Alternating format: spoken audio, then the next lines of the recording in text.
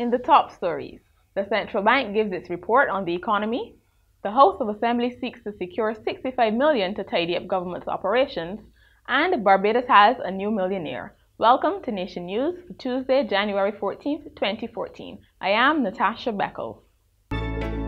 You want your loved ones around to celebrate, especially those living far. And with Digicel Top-Up, Dad can help you bring life to the party and be part of the celebration. Ask him to send you Digicel Minutes. Receive free instant additional credit. Stay connected here and there. Ask your family abroad to send Digicel Minutes today. The Central Bank of Barbados has issued a review of Barbados' economic performance last year and an analysis of the current economic situation. Nation News editor Geralyn breaks down the key points for us. Economic growth in Barbados is predicted to come in at less than 1% this year, says Central Bank Governor Dr. Delal Wirral, who revealed earlier today that the local economy failed to grow in 2013. In his review of the country's economic performance over the last 12 months, Wirral said the island continued to face tough economic conditions and GDP contracted by 0.2%. Wirral, who has been under pressure from political pundits and some local economists about his leadership of the central bank, said that based on an expected improvement in the performance of tourism and the delivery of several major projects in the public and private sectors, the economy should slowly take off with 1.6% growth next year. That improving rate, he predicted, would be followed by 2 and 3% growth thereafter. And after suffering a significant fall-off in international reserves that plunged the country's import cover to worryingly low levels, Dr. Wirral said foreign reserves were now at 15 weeks of import cover, or about $1 billion. The bank disclosed that unemployment edged up to an average of 11.2% for the first 9 months of last year, while inflation fell to 2%. This is Geralyn for Nation News. The House of Assembly met today for the first time after the Christmas break. Nation News' Ricky Jordan was there. Okay, and what was a $60 million series of supplementary resolutions in the House of Assembly today, where ministries would have been granted certain sums from the Consolidated Fund. The Prime Minister, speaking on the head of the Supreme Court and other aspects of the justice system, was very adamant that Barbados continues to have a massive and a long backlog of cases in its Supreme Court arsenal. Both the former Attorney General Dale Marshall and the current Attorney General Adriel Braffett agreed with him, and they called on those who have ears to hear, let them hear. And this refers to a number of the judges and the others who dispense justice in Barbados. One of the main points to this was that the Supreme Court building, the Judicial Center, was built at a very high cost, and they were saying that if we cannot dispense justice properly and quickly, that would all have been a waste. And they also recalled that the Caribbean Court of Justice has been one of the chief criticizers of Barbados' long backlog of cases.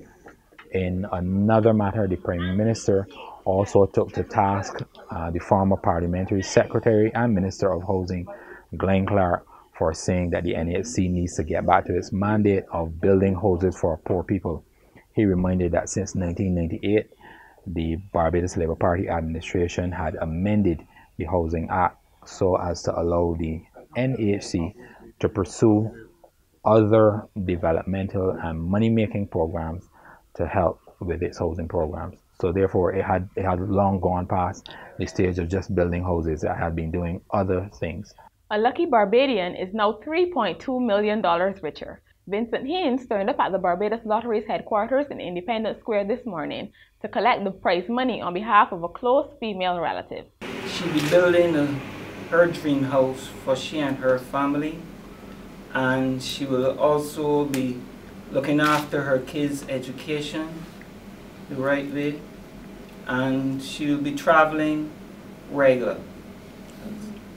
The Ministry of Education will be undertaking a $40 million four-year program called Skills for the Future Barbados. It is aimed at ensuring Barbadians are trained in the areas which will drive the country's development. The program will include a competency-based training fund to assist in the retraining, retooling, and redevelopment of individuals. It will also include the upgrading of some educational facilities. This was disclosed today at the launch of the Skills for the Future Barbados Conference, which will be held next month. At Courts, every day we bring affordability, convenience, innovation, and style to over 1 million customers in 11 countries. From homes to communities, we are proud to make a difference in the lives of many across the region. Courts, bringing value home. In the prevailing economic and political climate in Barbados, we can easily become overwhelmed by the negatives and be left in despair. So when we see someone who is positive and focused on a bright tomorrow, it is an inspiration. Such is the case with Shakeen Coggin, a 15-year-old student of St. Leonard's Boys' School. What an interesting young man. He displays a spirit of thrift and enterprise, and has also shown a determination to succeed despite many hurdles. He collects giant African snails and empty plastic bottles. He works during his spare time with the neighborhood business, all to help support himself and develop his business skills while not overlooking his studies. His goal is to become an entrepreneur, and with God as his guide, it's one step at a time for this positive youth. We wish Shakeen the best of luck. In regional news, Guyana's Minister of Home Affairs Clement Rohi does not believe that crime is causing an atmosphere of fear and hopelessness in that country. In fact, he said the thousands who thronged concerts and other entertainment events were not consistent with claims of a security crisis. Rohi is, however, moving ahead with the establishment of a special weapons and tactics unit. The elite police squad is being set up with ranks who are currently serving in the police force, raising fears about whether it would really be a professional unit and be free of rogue cops. Previous special squads set up by the police, such as the Target Special Squad, popularly called the Black Clothes Squad, have been accused of barbaric killings and robberies. The government has said this will not be another of those groups. Now, I understand the concerns that are expressed insofar as, corruption, and these people might become one thing or the other and so on, but I think the answer to that is when we come to that bridge, we could cross it. And the training, I think, will depend to a large extent on what this team brings to the persons who are going to be in the SWAT team as well. And finally, call it the case of the banana-eating bandit. Police in Connecticut say they are looking for a man who smashed his vehicle into a gas station, swiped a banana, and ate it recently. Nothing else was taken. The man was gone before police arrived. And that's where I go. That is Nation News for today, January 14th, 2014. I am Natasha Beckles.